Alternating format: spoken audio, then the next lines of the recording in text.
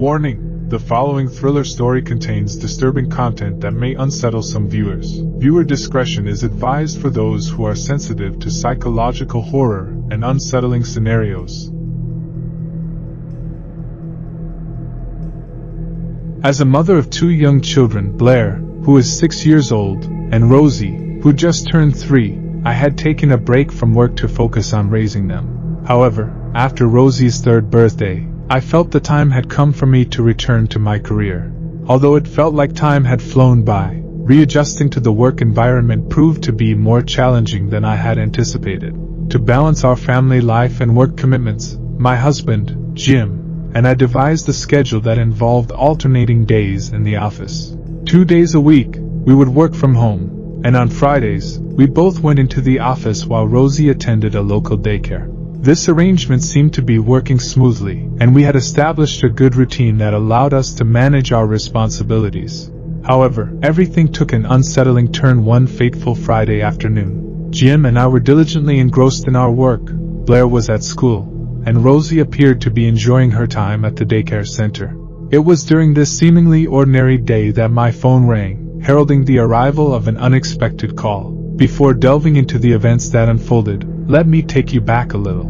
Roughly 10 months ago, we had moved to this new neighborhood, an expansive area with a sense of tranquility. The houses were generously spaced apart, offering ample yard space, which was quite a departure from our previous living situation. Nevertheless, I fell in love with our new home. It boasted 2 floors and a basement, with the attic serving primarily as storage space.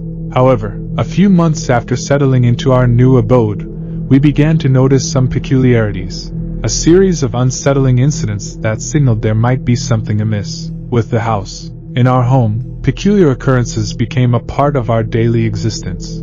There were these peculiar odors, elusive and evanescent, wafting through the rooms. They would arise out of nowhere, only to vanish without a trace, leaving us perplexed. It wasn't just the occasional misplaced item that would puzzle us. Everyday objects seemed to disappear into thin air, only to reappear in bizarre locations. One might assume that such oddities were simply the result of having children. After all, kids are notorious for their mysterious antics. But even with little ones in the house, these incidents took on an eerie quality that defied explanation. I vividly remember the disconcerting episodes involving my personal belongings. My toothbrush, a seemingly innocent item, would mysteriously vanish almost every day, only to re-emerge days later in an entirely different room. Ceramic plates, too, joined the strange vanishing act, leaving us scratching our heads in bewilderment. Even the cleaning supplies, securely locked away, would somehow liberate themselves from their designated storage and vanish into thin air, only to resurface unexpectedly. It was as if some unseen force delighted in toying with our possessions, subjecting them to a whimsical game of hide-and-seek. One night, I was startled awake by what I initially believed to be my husband stirring from his slumber and heading towards the bathroom. As my groggy eyes adjusted to the darkness, I was astounded to find my husband still lying beside me, undisturbed.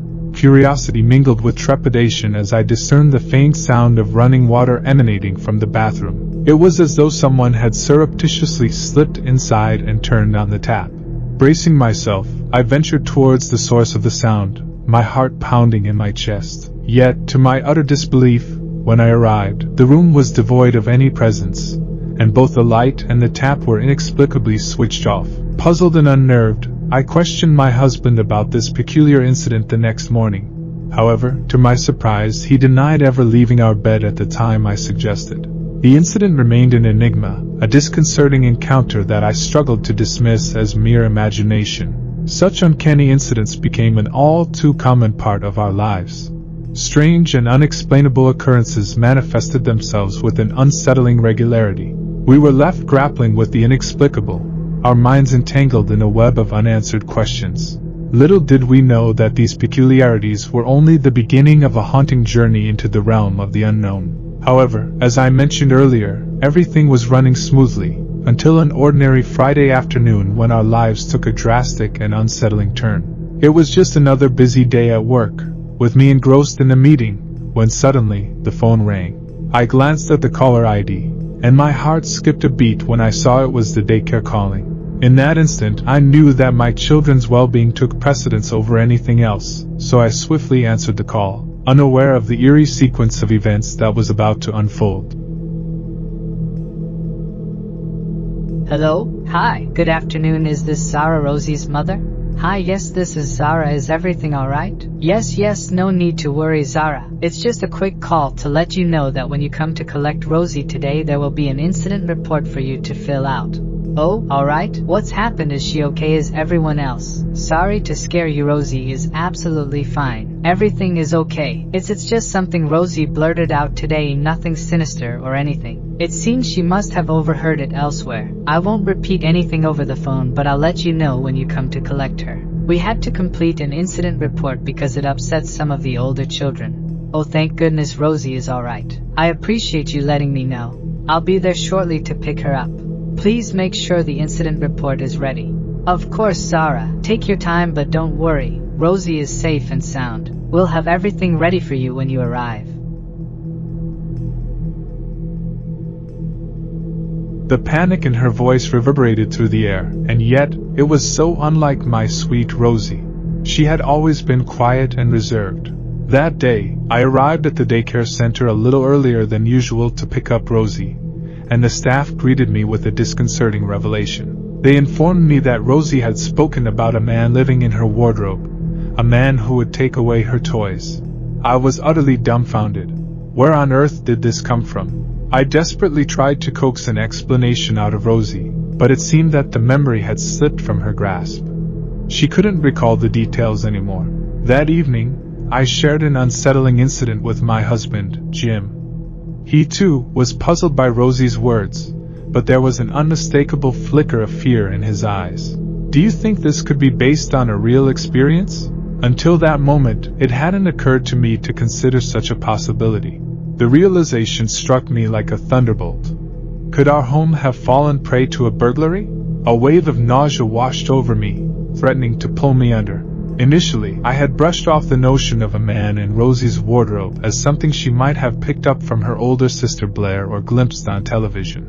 But now, the mere thought of this coming from an actual experience sent shivers down my spine. Days turned into weeks, and amidst the constant locking of doors, checking every nook and cranny of the house, and desperately trying to rationalize Rosie's strange behavior, we gradually started moving on. After all, we reassured ourselves, 3-year-olds have wild imaginations and can blurt out the oddest things at times.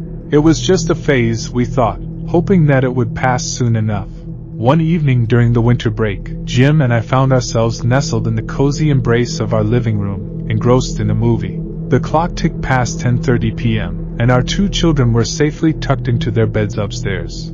Exhaustion from the long day caught up to us, and we began to doze off together. Suddenly, a jolt of awareness snapped me back into reality as the sound of footsteps echoed from above. A shiver ran down my spine, and I turned to Jim, whispering urgently, "Did you hear that?" "Must be Blair getting up for a pee," he replied, barely registering the significance of the situation. But I knew better. I listened intently, my heart pounding in my chest. No, it couldn't be Blair. Her room wasn't directly above us. It was our bedroom. Panic gripped me as I realized that something was amiss. "I'm just going to check," I whispered, my voice barely audible. I tiptoed up the stairs, careful not to disturb anyone. As I reached the top, an eerie silence enveloped the house. The dim hallway lights cast long shadows, heightening my unease. I cautiously approached our bedroom, my senses on high alert. But upon entering, I found nothing out of the ordinary. The kids were sound asleep, their innocent faces undisturbed, and our room remained untouched, as if untouched by time itself. I couldn't shake off the feeling of foreboding that clung to me like a suffocating cloak. Was it all in my mind? Sleep deprivation, perhaps? Rationalizing my fear, I reluctantly decided to attribute it to exhaustion and the stress we had been under. It was time to call it a night, even if sleep would elude me. Little did I know that this unsettling incident was just the beginning of a nightmarish journey, plunging us into a terrifying realm where reality intertwined with the inexplicable, and the boundaries between the known and the unknowable shattered like fragile glass.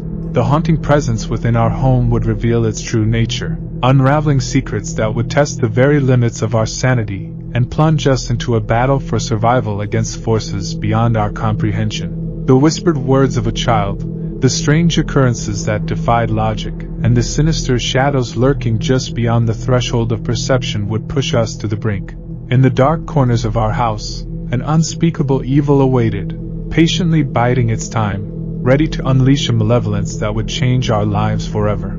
Little did we realize, as we closed our eyes that night, that the darkness that had invaded our sanctuary was far from ordinary. It was a darkness born from the depths of ancient nightmares, hungry for our souls and determined to drag us into its cold, unforgiving embrace. And as the night deepened, the whispers grew louder, echoing through the corridors of our home, a chilling reminder that we were not alone, and that something wicked this way comes. The next day happened to be a serene Sunday, and with Christmas fast approaching, Jim and I decided it was the perfect time to bring out the Christmas tree from the attic. We climbed the narrow staircase, anticipating the joy of decorating the tree and filling the house with festive cheer. However, as soon as we reached the attic, a putrid stench assaulted our senses, reminiscent of sewage mingled with a musty odor. My immediate concern was that a pipe had burst during the night, causing the foul smell that had permeated the space. With a tinge of anxiety, we embarked on a thorough investigation, only to find that everything seemed to be in order.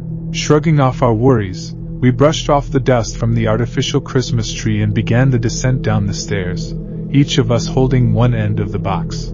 I was positioned at the upper end, carefully navigating the steps. However, as I made my way down, my attention was inexplicably drawn to a corner of the attic. "Hold on a moment, darling," I uttered, releasing my grip on the box. Jim, struggling to maintain his hold on his end of the tree, replied, Okay?" Leaving him momentarily puzzled, I approached the area that had captured my curiosity. Nestled within an alcove, the ceiling height dropping to a mere 4 feet, lay a disheveled collection of items like blankets, clothes, and scattered food wrappers. "Holy!" I instinctively covered my mouth, shock rendering me momentarily speechless. Concern etched across his face, Jim managed to prop the Christmas tree against the stairs and joined me at the alcove, standing right behind me. "What's wrong?" he exclaimed, unable to find the words to express my astonishment. My eyes welled up with tears as I gestured toward the mess before us. It was as if someone had used this small space as a makeshift refuge, leaving behind fragments of their life. The realization hit us simultaneously. These items must have belonged to the previous owners of the house. Sharing a glance of mutual understanding, Jim and I silently acknowledged that something felt distinctly amiss. Yet, with the allure of the upcoming winter break and the promise of cherished family time, we made a collective decision to set aside our misgivings and proceeded to clean up the alcove. Little did we know, in that moment of festive preparation, that we were unwittingly stepping into a dark and haunting journey that would forever change our lives.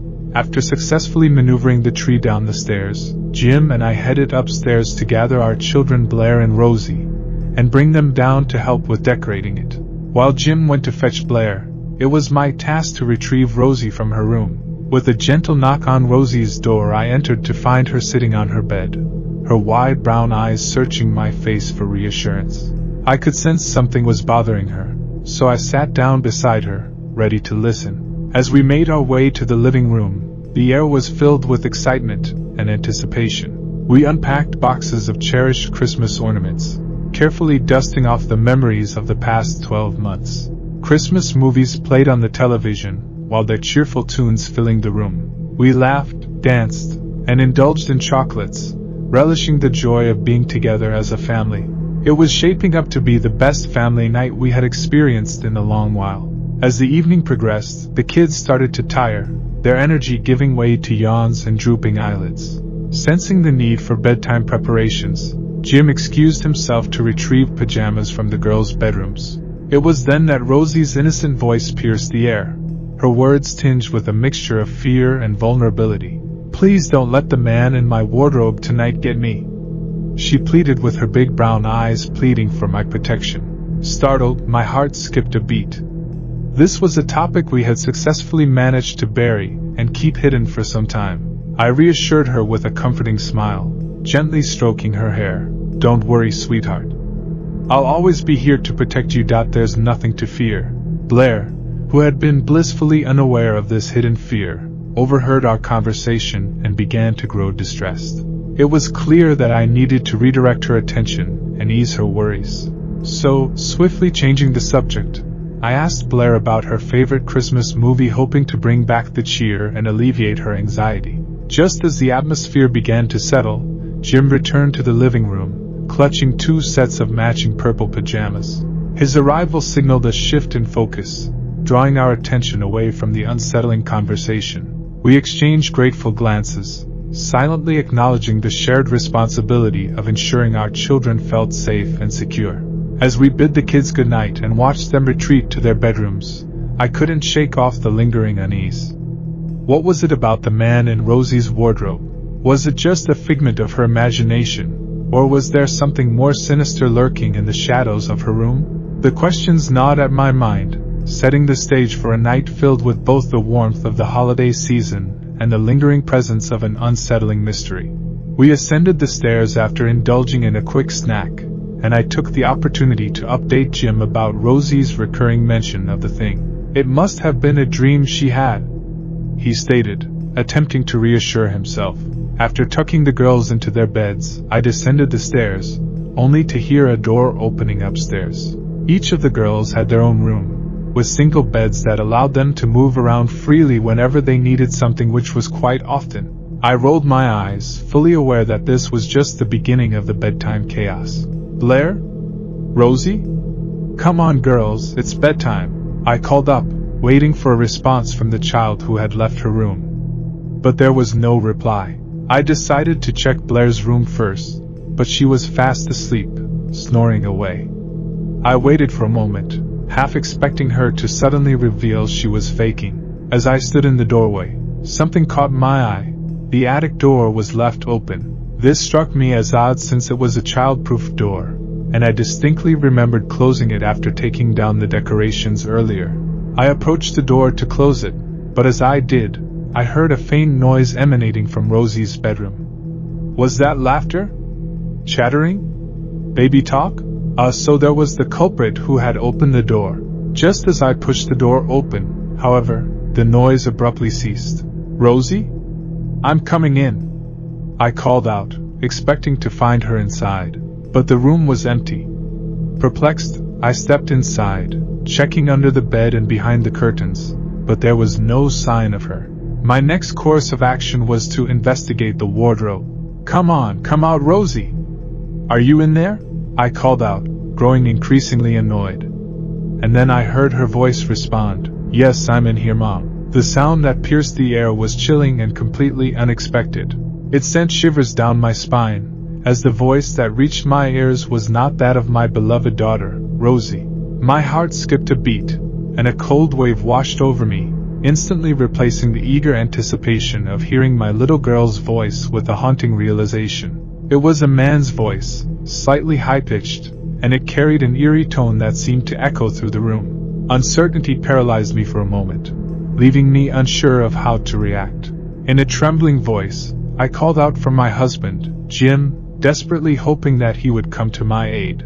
Hey babe, can you come here please? My words were choked, nearly drowned by the tears welling up in my eyes. Panic and confusion intertwined within me as I tried to convey the situation to Jim. Rosie just came down here, Zara. She said she walked past you while you were in Blair's room. What's going on? I'm just coming up. His concerned reply offered a glimmer of hope. Relief momentarily washed over me, flooding my senses with the knowledge that Rosie was safe and that help was on the way. However, that sense of relief was quickly eclipsed by a surge of adrenaline that coursed through my veins, replacing any semblance of calm. With a trembling hand, I mustered the courage to swing open the doors of the wardrobe, revealing a horrifying sight. Standing amidst my daughter's collection of sparkly pink dresses was a filthy and disheveled old man. His weathered face wore a twisted grin, and his eyes held a haunting emptiness that sent a jolt of terror through my entire being. The contrast between his presence and the innocence of Rosie's cherished wardrobe was jarring and macabre. The realization of an intruder invading our sanctuary paralyzed me for a moment, But it didn't take long for my fear to transform into a primal scream. The sound that escaped my lips was a piercing cry of terror and desperation, echoing through the house with a chilling intensity. It was a scream that carried the weight of a mother's instinct to protect her child, to drive away the darkness that threatened her family. In that horrifying moment, I became the harbinger of my worst nightmares, determined to face the intruder and defend my loved ones at any cost. In the blink of an eye, I found myself yanked forcefully by Jim, his grip firm around my arm, forcibly propelling me out of the room. Little did I realize, his timely intervention had saved me from the clutches of an ominous figure. The man, filled with malice, lunged towards me with a chilling intensity, brandishing a menacing kitchen knife that glinted malevolently in the dim light. As I was forcibly pulled away, the blade grazed my forearm, leaving behind a jagged gash. Yet amidst the adrenaline coursing through my veins, I barely registered the pain. Seeking refuge, we sought sanctuary within the confines of Blair's room. The desperate cacophony of our hurried footsteps was accompanied by the eerie sound of the man emerging from the depths of the wardrobe, disturbing the quiet serenity by dislodging metallic hangers that clattered to the floor. Time seemed distorted, stretched thin as we hastily gathered Blair from her peaceful slumber, cradling her protectively in our arms. With an urgency fueled by terror, Jim and I maneuvered through the labyrinthine corridors of our home, propelled by a singular purpose: to ensure the safety of our precious children. Swiftly, we loaded them into the sheltering confines of our vehicle, a temporary haven away from the encroaching darkness. The engine roared to life, a mechanical symphony of defiance against the malevolent forces that lurked in the shadows. Driven by instinct and the need for escape, we accelerated into the night, our hurried flight elongating the passing minutes into agonizing hours. The road, a murky ribbon of uncertainty, stretched before us, its twists and turns mirroring the treacherous path we had inadvertently embarked upon. The weight of unease settled upon our shoulders, our thoughts haunted by the lingering specter of the man we had narrowly escaped. Eventually, we returned to the place we once called home, the very embodiment of safety and familiarity. Yet, as we approached, the somber silhouette of law enforcement stood vigilantly, their presence an unwelcome reminder of the sinister events that had transpired in our absence. The piercing sirens of an ambulance pierced through the night, a dissonant symphony resonating with the echoes of our harrowing ordeal. Compelled by caution, I allowed the paramedics to assess my wounds, their gentle touch and meticulous examination a stark contrast to the raw terror that still coursed through my veins. Mercifully, the injuries I had sustained were deemed to be relatively minor, requiring nothing more than the delicate precision of a needle and thread to stitch the ragged edges back together. Reflecting upon the ordeal, I couldn't help but shudder at the grim realization that the outcome could have been far more dire.